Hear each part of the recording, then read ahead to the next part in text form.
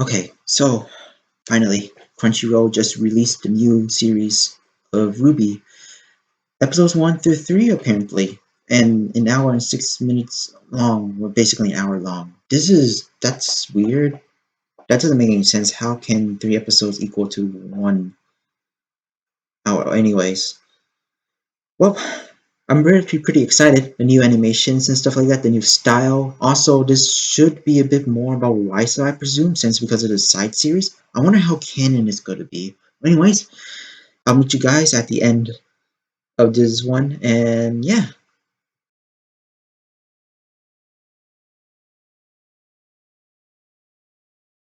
Um, I have several questions about what just happened. Uh, yeah, it's it's Ruby, all right.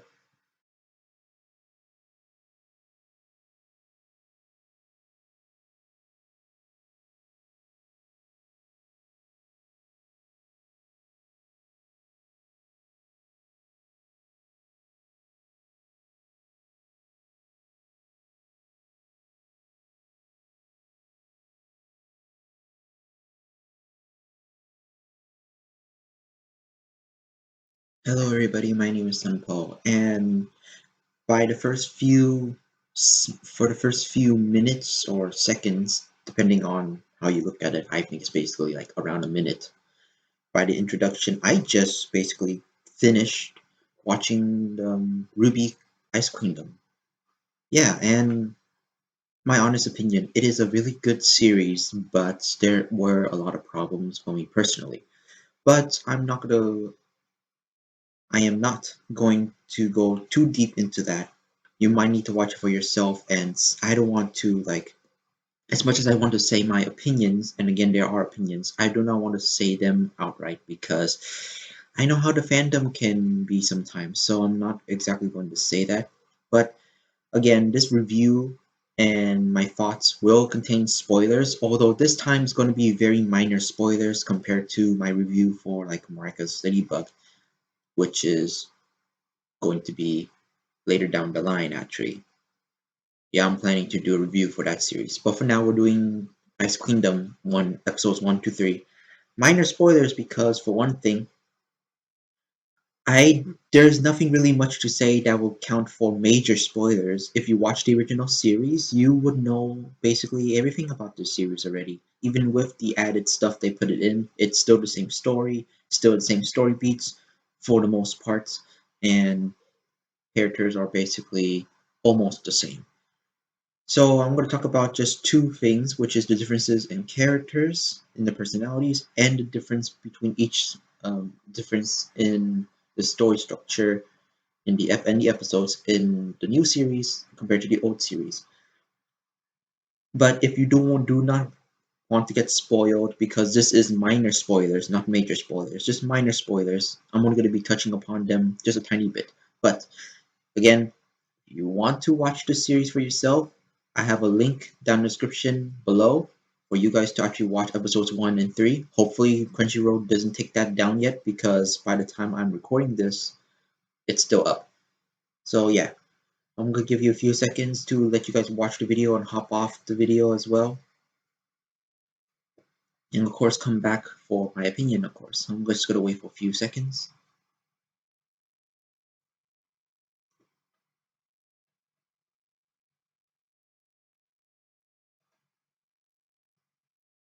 You done? Okay, so either that you don't care about spoilers or you actually do care, but you just watched it already. But anyway, so let's get going and let's talk about episode structure first and stuff like that. For one thing, Crunchyroll did a very bad job on actually releasing these episodes because for one thing, I did actually go back and check their website to see if each episode separated because on YouTube it's been crunched up together for episodes 1, 2, and 3 together as an hour long episode. And it wasn't really good because the thing is there were indications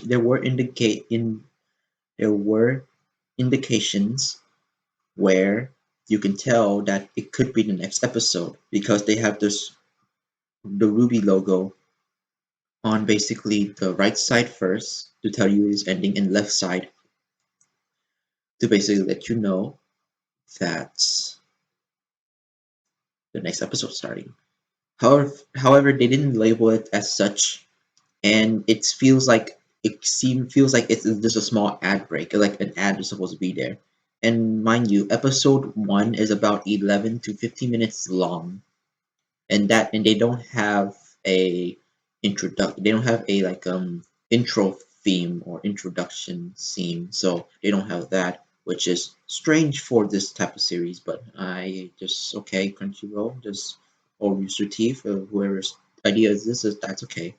And yeah, but the first episode is basically 11 to 15 minutes long, as much as I can remember, because that's when I saw like the logo transition from this side to this side. So yeah, that's about it. Episode 2 is much more longer, about the standard like 20 minutes basically, or 15 minutes, 15 to 20 minutes. But episode 3 is basically the longest one, which is saying something, which is really weird. But episode 3 is about 20, 30 to even 40 minutes long, which is really weird. But I'm guessing like episode 3, it seems like they're trying to crunch almost most of the episodes from the original together. But I digress. The only thing is that episodes 2 and 3, while they do have some added stuff in those episodes, those are super minor and they're just like added fluff, basically. They're just like, yeah, added fluff, but fluff that is really needed compared to the exposition that we always get from Volume 1, depending if there were any exposition, because I don't remember any exposition that was unnecessary to the plot in Volume 1, but that's just me. I might be misremembering, but before I watched the actual new series, I did rewatch Volume 1 just to be sure. But then again, that was like a week ago. So yeah. Anyways, and I'm gonna be honest, episode 1 of the series is basically the only one you need to watch because episode 1 is entirely original, and by quotation marks I mean like it's original to the point where like this does not happen in the original series as its first episode, but the first episode takes place with Weiss's and somewhat Blake's trailers. Ruby and Yang's trailers do not count here because we don't see them much actually. And yeah, so the spoilers for episode 1. Yang and Ruby do not actually appear that much. They only appear in the beginning and a little bit at the end, but that's about it. Just like they only took about like 5 to 10% of the episode.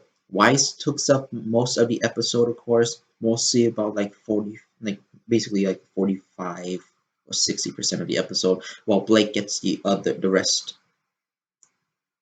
I don't know why, but yeah, that's about it. And for Weiss, we have seen her personality did change a bit. We see that the connection of her father and herself, the drama between basically everybody in the family, but unlike the original where it's just been implied, in this one, Ice Queendom, we actually see it, which is, wow, very short.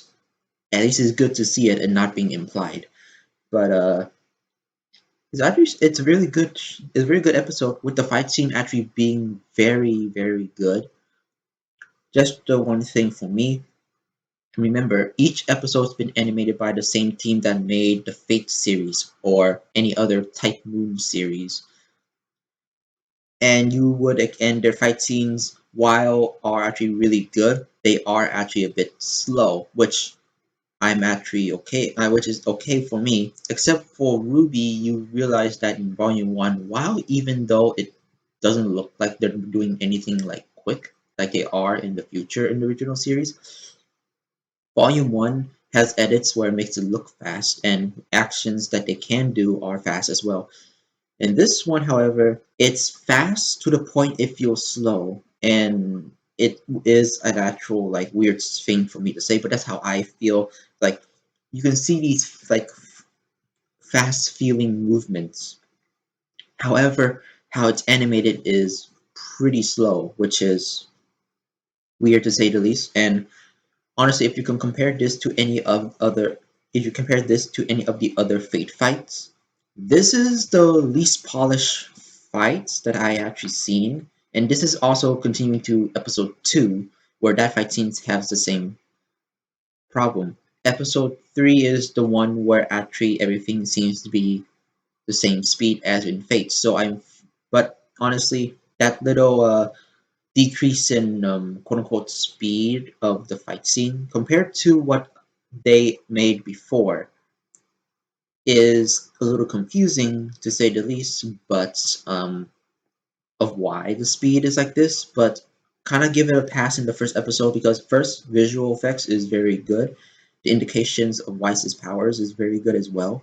The fight scenes with little person against little person became against giant titan is actually really cool as well, and how they did it is really well done. So it gives it a pass because technically speaking, when you have normal person versus giant, that actually would make sense for that type of thing, being a little more slower and a bit more carefree and dramatic. Episode 2, I'll talk about it later.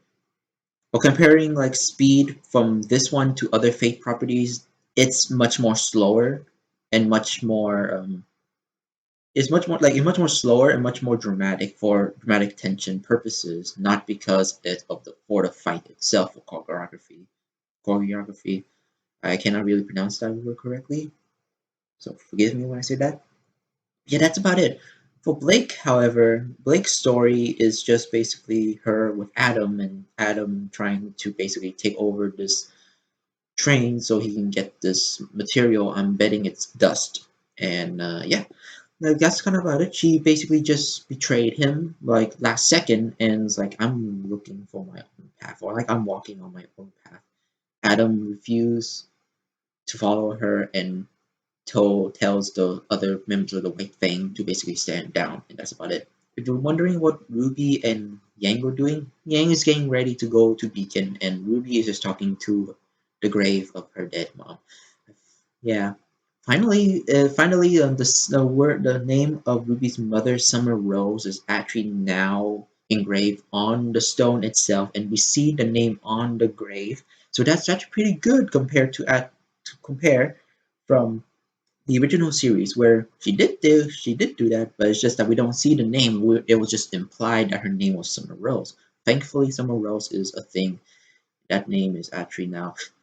Well, this series is not exactly canon to the main line, but you could think it is. But like, I'll get to it later as well. That's about it. To be honest, episode one. That's all I can say about for episode one, at least from what I can say without giving out too much stuff. But the fight scene alone is something you must see, and that actually shows how Weiss gets her scar, almost like the same way how the trailer shows how Weiss got her scar from the eye. Of course, how she got it was a bit interesting, but also doesn't make any sense because all the Titan did was punch her in the face, and you think it would be like she dodged the tip of the sword when the giant swing at her, but no, it was a punch to the face where she got the scar on her eye. That's perfectly like a cut, which is weird to say the least, but it is what it is. Also, one more thing, we do see like Weiss's mom a little bit on her section, but just a passing glance. But at least it's something. Okay, episode two. Episode two is 80% the same from the original series, and the episodes I can manage to think of how much what episodes they put in scrambled together is episodes 1, 2, and 3. Half of 3? Or maybe a majority of 3. Those 3 episodes together. And the fight scene is basically exactly the same feel as in episode 1, except it's a normal fight. The feel of the flow of the battle is exactly the same. And while I give episode 1 like some slack because for one, it's normal versus giant, and it's the first time they actually animate a series for animate for a series like this, and using the RWBY stuff as references. This one seems really slow if you compare this fight scene to basically the fight scene in Rooster Teeth for Volume 1 of the original series. Um, Even though technically speaking it's a bit more mundane and average in Volume 1 for now, it is actually still like very good pacing, and pace of the movements is consistent. This one, however, it's inconsistent because it's because of RWBY is meant to be fast. Except for one thing, the animation gives a more dramatic effect, so her speed feels fast but also slow.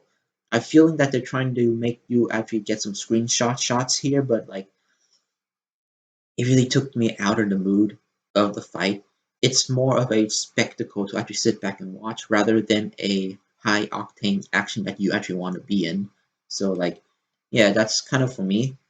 Not really my style, but I honestly like how they animate stuff like this. So again, I did say that 80% of this episode, episode 2, is basically almost exactly the same. 80% of it is exactly the same, just no context of the plot later after that. There's no plot exposition and there's no like introduction to Beacon normally. There's like none of that. The only introduction to Beacon we got is from the interrogation scene, which is exactly the same, kind of, with RWBY and Professor Osborn. And the one thing is that I don't think this was ever a thing, but they did actually for if you remember a Good Witch from the original series, she did make an appearance here. Her weapon, which is a stick, I always thought it was a stick like some sort of wand, but they changed it to being a whip, which is strange. Kind of fits. It kind of fits surprisingly, but what happened to a stick? Good Witch. She can have a stick that looks like a wand. Why does the stick need to be a whip? A wand would make more sense for her namesake. So like, I don't know. Like it's a little weird. Fits still, but I prefer the normal stick. Honestly, I prefer the normal stick than the whip. Makes her namesake much more better, and how her powers feel like it's still magic. And yes, she still has that scene where she says, "RWBY, don't worry." The strange thing is there's only there's two differences, major differences in episode 2 compared to in the beginning. The beginning episode 2 is the only thing that's basically different, and also at the end of episode 2. But I'm talking about the beginning first. So the beginning compared in the beginning of episode 2 is basically comparable to episode 1 of the original. And one thing, there's more people around. That's good. Second, Yang and Tai. Yang and Tai, Yang and RWBY's dad are there in the city in front of the shop that was robbed. That never happened in the original. And while it's good to see their like interaction and their reactions to this, doesn't really make sense. The people, like the random people, I understand, but we got this scene with those two, but those two are supposed to be still back at home around the forest area still, so it's very hard to believe how they got here so fast. The next thing is that you remember the chase scene and the fight with RWBY and Torchwood, right? We just skipped that entirely. We just skipped that whole thing entirely. We skipped the chase scene and all that stuff. All we got from that aftermath is just a big explosion on the roof. And also another thing, we do see Cinder. She just doesn't do anything. We just see Cinder. We don't see her face. Well, we see the rest of her body. But she was driving the plane. She was driving the plane. She didn't go out and take some shots on RWBY. No, she just stays on the plane and obeys Torchwood. Now, if you kind of remember, she kind of did pilot the plane before, but I think before Neo is also there as well, but we don't see her, which is also strange. But I digress. Yeah, your favorite like female villains here don't get that much screen time. Maybe later down in the series, possibly if they're continuing this, but you don't see those. They skip those stuff pretty quickly, and that's about it. Just one minor difference. If you remember from for the interrogation scene with Osmond and Ruby, the cup of hot chocolate, I believe, or coffee for him is usually full in the original. This one is half full. You barely see anything in the cup. There's barely anything in the cup. I doubt there's anything in the cup now. Just the cookies. Also, side note, in Volume 1, the original series, Ruby does eat the cookies pretty fast, right? Like, she loves cookies. And this one, she restrains herself. What do you do to the old Ruby? The Ruby I know wouldn't really, like, wait for being told to so she can eat cookies. I mean, I guess Ruby kind of had that shock factor as well, but the anime doesn't really show that before.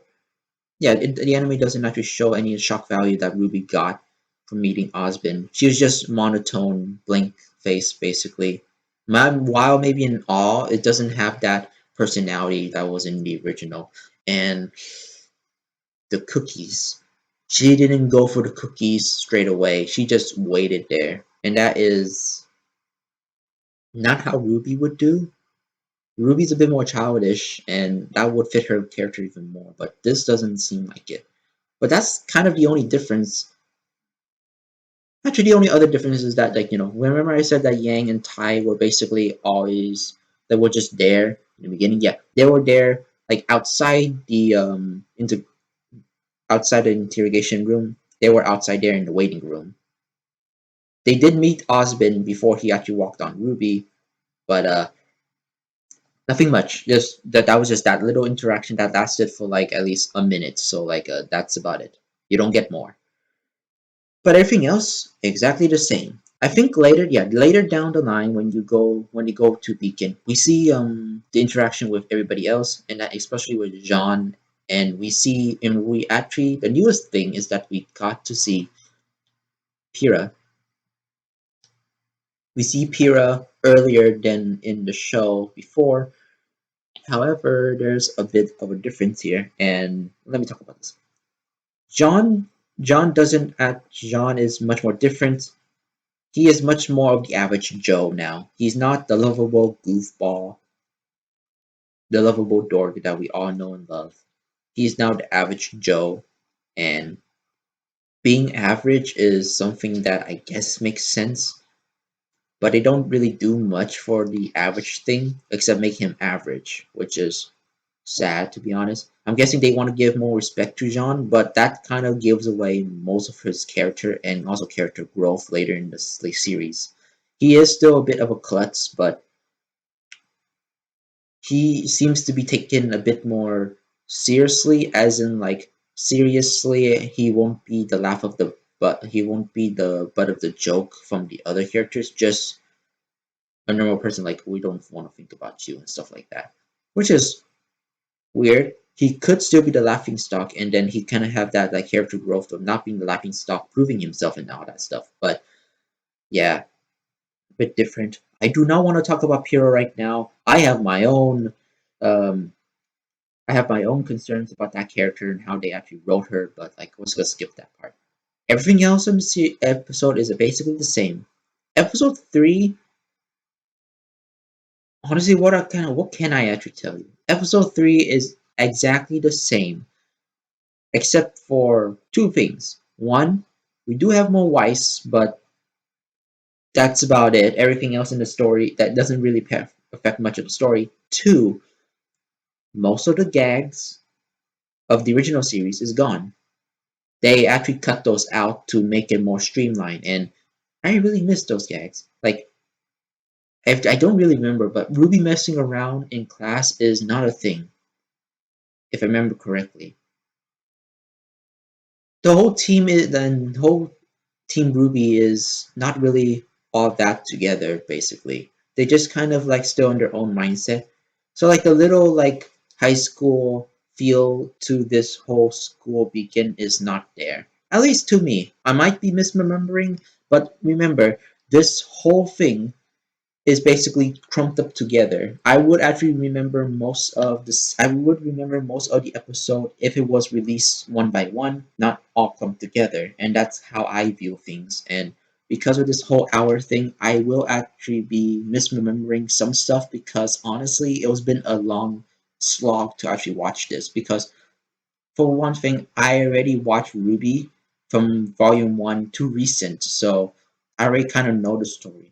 And since because of the small details, I was, oh, this is actually pretty cool. I can already know the small details, but even then, remembering those small details of these differences is pretty hard. Besides the character themselves, but yeah, episode three, not much has changed, and I would say this is also an 80%, but also but to 90% the same from comparing to the original. So the story is basically the same.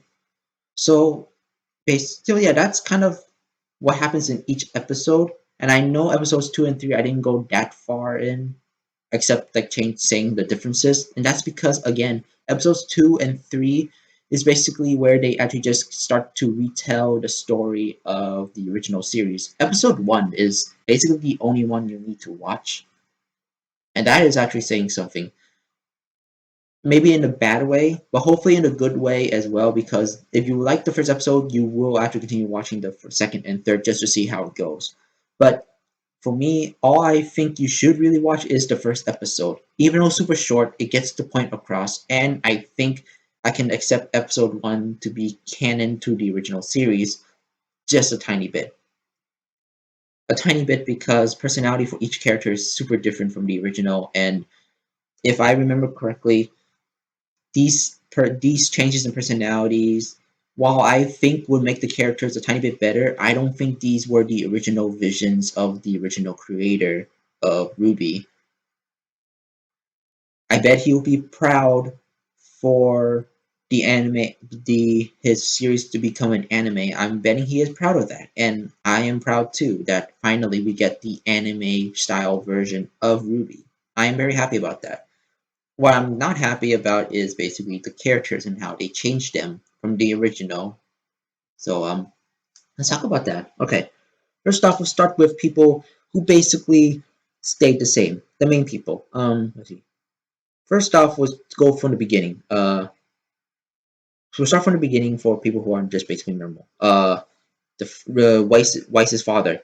We don't see him in the original, but comparing to his recent outings, yes, Weiss's father is still basically the same asshole. Winter still exactly the same. Yang is practically the same, depending how you want to see this. She's usually always like head first on some of her. She was like head first in some problems and has this little temper and anger issue, but that thing is like not there. But I don't want to count that out just yet as a difference because I feel like she could still have that little problem with her anger, maybe just later into the series if they decide to continue on that. But you don't really see that. And if there's one scene where she's actually afraid to go up against a Grim, unlike the last time. Now she's not afraid, but she hesitated like a while there. She hesitated to actually fight this Grim. She didn't actually go up and challenge the Grim just like in the original. She just stood there, and that's not how her character really works. But like everything else, exactly the same. But they did change her for like a basically like a semi angry teen to basically a big sister model, which is that's not how her character works. And while I think this is a cute little thing they have to change, it's not really like it doesn't really capture like the original like Yang that most of us do love. So like yeah, sadly it's not exactly the same Yang, but like her base personality is still there. Just her traits are different. Ren is exactly the same. And that's good because Ren is basically the perfect guy already. And we talk about but that's basically yeah, and that's basically everything that's the same. Now we've got to be talking about the other characters. Starting with minor changes. Jean's minor change is basically that he's just an average Joe. He's not the butt of the joke anymore. And while that's good for Jean, that kind of limits his character development later of trying to prove that he is more than his reputation in school. But that also kind of gives away that his drive to actually do more stuff and help other people. And also that does take away the fact that he wants to basically not try to make a good impression. I think there was like once Iris said something that actually matches that, but there's something else about Jean that's kind of missing, and I feel like that kind of would hinder his character development in that later down the line compared to his original. But then again, but there was a strange thing around like episode 3, but I'll talk about that later. Nora is a bit more bossy in this one, but that's about it. Everything else about Nora is basically the same. She's just a tiny bit more bossy. And okay, now we're talking about the ones where basically have a huge change. Let's talk about Weiss first. Weiss has to be would have her personality change pretty much because again, she was basically like a total douche in the original, egotistical, all that stuff. However, in this one, while she still has her base personality, the biggest change she got for her is that she has a bit of humility, and she knows humility. You know that one word that most people use, humility. She kind of has that, and it's a weird combination for being like having humility, being humble, and being egotistical as well. It's kind of a iffy if you look at that, but like it's still pretty nice to see, and that's the biggest change for her there. For the better, honestly. Although for plot stuff, that doesn't really make any sense. But this is Ice Queendom we're talking about here. It makes sense that Weiss would get the spotlight treatment, so we kind of had to make her look in a better light. So for plot, it's okay, but for like character development in the future for Weiss, her character development will be very minimal, basically. We don't know. I don't remember if she hates pharmacists still, but I think that might still be a thing because she did still talk to Blake. So like also let's go to the Blake. They kind of butchered her personality here. In the original, while she still can be headstrong and badass still, and she still is here, instead of being cautious, being wary, being a person who actually would sometimes second guess her own choices to make the right choice, and being a little shy some points. In this new one, she is blunt, she is confident, she is bland. Every voice, every line that she says in the Japanese dub has no emotion.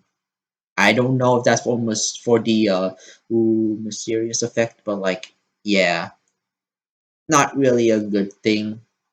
And that does actually limit her personality a lot and her character development into the future. However, good news, her original personality does come back in episode 3 for some reason. Like halfway at the end, I mean, the beginning of episode 3, she still has that monotone voice, soulless voice, with basically being blunt and being confident and stuff like that. Being super serious all the time.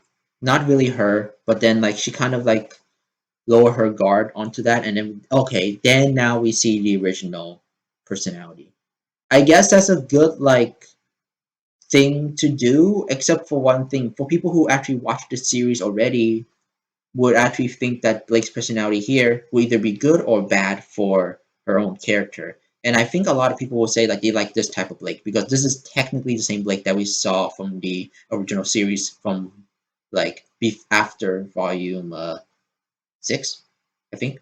But like no, they will only compare these to like volume 1, and this is super different. But a good thing that she has her personality back at the end of episode 3, which is super weird. Now we get to let's talk about Ruby first before I go to Pira. Okay, Ruby. Ruby here is now your standard anime female protagonist who is basically knows what to do when the time is right, and she has a level head, and she's like making kind of good decisions and basically not going out to actually do stuff that she knows that she cannot really do. She mostly knows that to do the thing is right, and while half of that is true from the original, the problem is that one thing, she is not cocky anymore, which doesn't really fit her own character. Ruby in the beginning was usually super cocky in Volume 1 because not only she's young, but she also is now independent. She has no cockiness in this version. And also, for one thing, she does have that happy-go-lucky feel, but I can safely say that at least half of the feel is gone. She's still happy-go-lucky in some scenes, but when it comes to like serious situations, she doesn't think like she's not optimistic. She's not like the cocky optimistic Ruby that we know. She's basically like the serious, clueless person, but knows just to do the right decision when she needs to. And that kind of ruins it for me. That's not the same Ruby that I know, but maybe for a modern adaptation that this makes sense. But she's still pretty young. She's, if I remember correctly, she's at least 4 years younger than Yang, which that means she's still like a young teenager basically. So she would still be cocky, and she is now independent now, which is weird to say the least. I don't know why they changed Ruby's personality to be like this. Well, it is okay, and her fight scene and everything else in the story does not change because of her personality, but I don't know. Also, one thing, even though I say she's not cocky and she is basically like a person who basically would know what to do because the thing is right and stuff like that. I know that's not how you really say it, but sorry, just got some gas in my throat. But anyways, Ruby is basically the one who basically gets a temper here, which is weird. Usually it would be Yang, but Ruby does have the temper here, and that's shown in episode 3 where Weiss doesn't listen to her. Maybe because she's young, yes, but Ruby is more optimistic and more happy-go-lucky and would be a bit more um apologetic and stuff like that. No, in this one, she's more trying to stick to that heroic anime female protagonist, which is, your standard if she was the main lead of the show. And technically speaking, she's not really anymore. Weiss is the main lead, so why not Weiss doing this? And to be honest, this is technically what Weiss kind of feels like. Ruby does get annoyed and just try to prove her strength. But in this one, it seems like she just like proves her strength because out of anger, not because she has something else to prove, which is pretty weird. But that's about it for Ruby.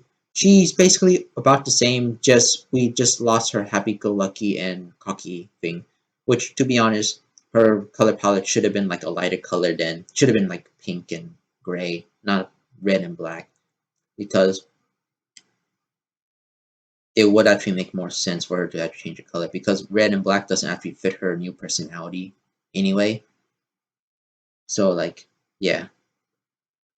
Now we get to Pyrrha, and the more I think about it, I think you really just need to watch it for yourself.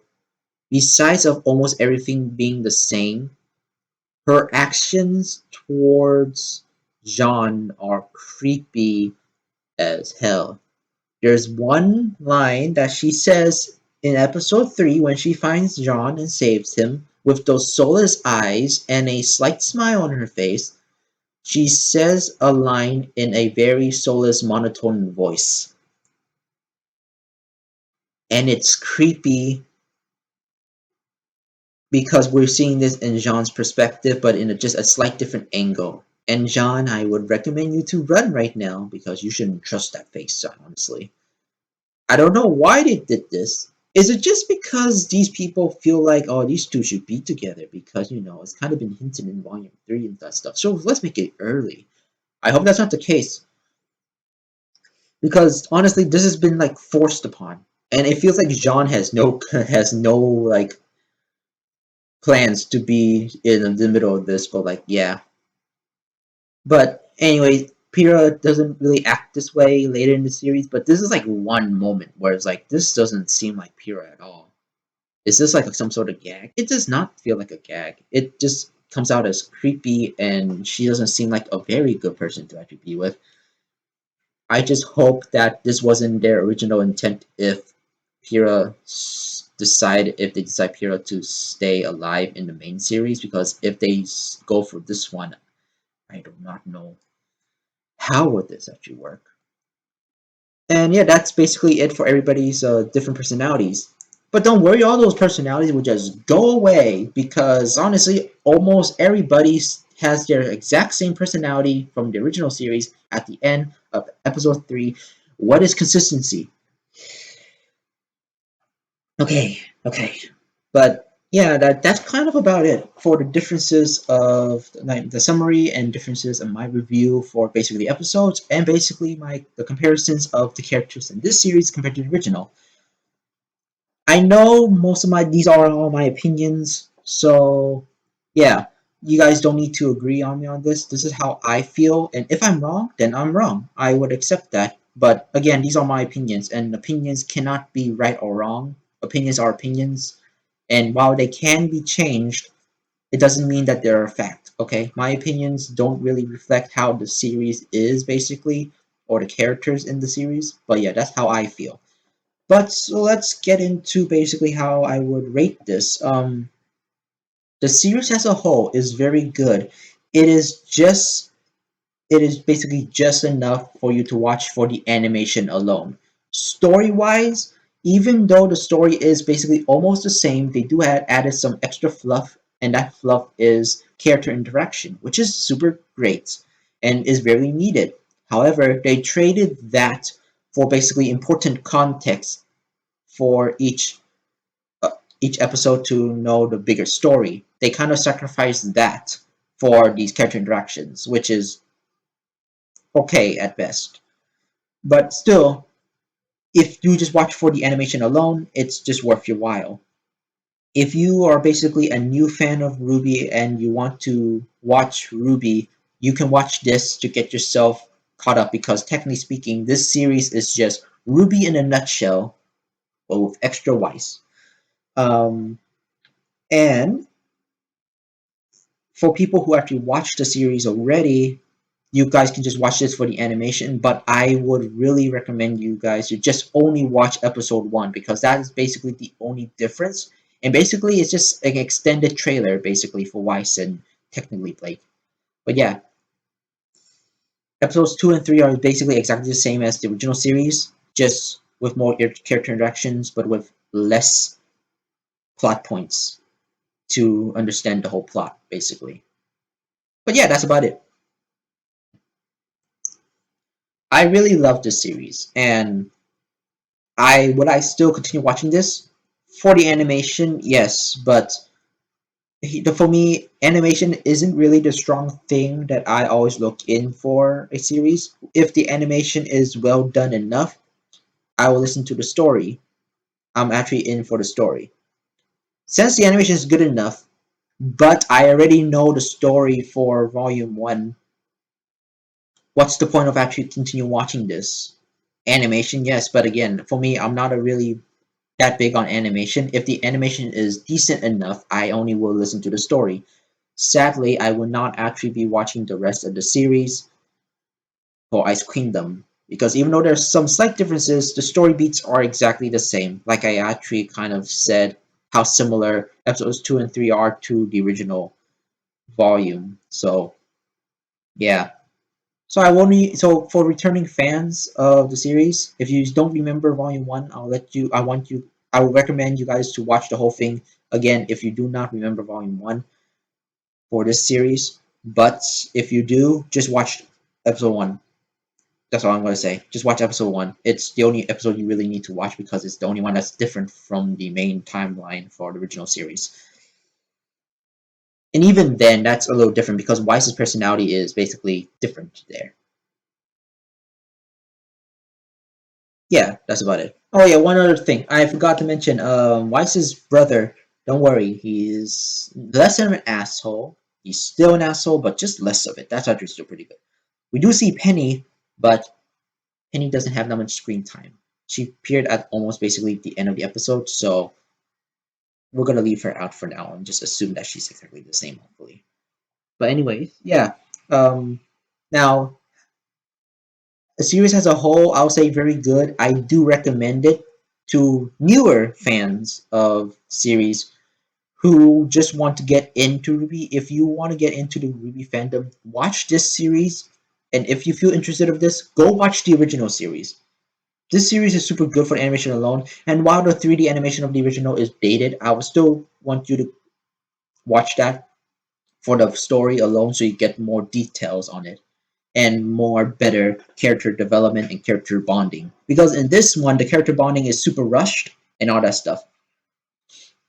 One thing is for sure that the episode we and speaking of pacing, the pacing in most of these episodes, mostly in episode 2 and a little bit of 3, is quick and fast. And unfortunately, that does actually hinder the story beats basically. So we don't really get that much stuff into it. We basically only go through the important scenes that are important in the original series. So yeah, not much stuff to actually know about the series and the story. Basically speaking, this whole series, for newer fans, you can watch this.